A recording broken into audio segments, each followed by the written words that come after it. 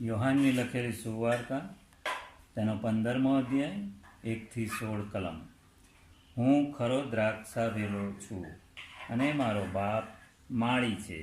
મારામાંની હરેક ડાળી જેને ફળ આવતા નથી તેને તે કાપી નાખે છે, અને હરેક ડાળી જેને ફળ આવે છે તેને વધારે ફળ આવે માટે તે તેને શુદ્ધ કરે છે. જે વચનો મેં તમને કહ્યા છે તે વડે તમે હવે શુદ્ધ થઈ ગયા છો. તમે મારામાં રહો ને હું તમારામાં રહીશ.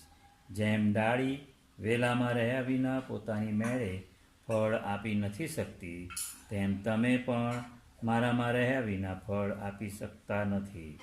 હું તો દ્રાક્ષ વેલો છું ને તમે ડાળીઓ છો. જે મારામાં રહે છે અને હું તેનામાં, તે જ ઘણા ફળ આપે છે, કેમ કે મારાથી નિરાળા રહીને તમે કંઈ કરી શકતા નથી. જો કોઈ મારામાં રહેતો નથી તો ડાળીની પેઠે તેને બહાર ફેંકી દેવામાં આવે છે અને તે સુકાઈ જાય છે. પછી લોક તેઓને એકઠી કરીને અગ્નિમાં નાખે છે ને તેઓ બળી જાય છે. જો તમે મારામાં રહો અને મારા વચન તમારામાં રહે તો જે કંઈ તમે ચાહો તે માગો એટલે તે તમને મળશે. તમે બહુ ફળ આપો એમાં મારા બાપને મહિમા મળે છે, અને એથી તમે મારા શિષ્ય થશો. જેમ બાપે મારા પર પ્રેમ રાખ્યો છે તેમ મેં પણ તમારા પર પ્રેમ રાખ્યો છે. તમે મારા પ્રેમમાં રહો.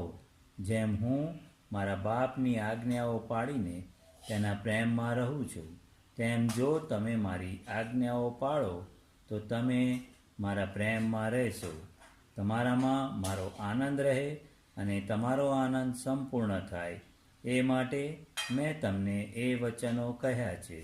મારી આજ્ઞાઓ એ છે કે જેમ મેં તમારા પર પ્રેમ રાખ્યો છે તેમ તમે એકબીજા પર પ્રેમ રાખો. પોતાના મિત્રોને સારું જીવ આપવો તે કરતાં મોટો પ્રેમ કોઈનો નથી. જે આજ્ઞાઓ હું તમને આપું છું તે જો તમે પાળો તો તમે મારા મિત્ર છો. હવેથી હું તમને દાસ કહેતો નથી, કેમ કે પોતાનો શેઠ જે કરે છે તે દાસ જાણતો નથી. પણ મેં તમને મિત્ર કહ્યા છે, કેમ કે જે વાતો મેં મારા બાપ પાસેથી સાંભળી હતી તે બધી મેં તમને જણાવી છે.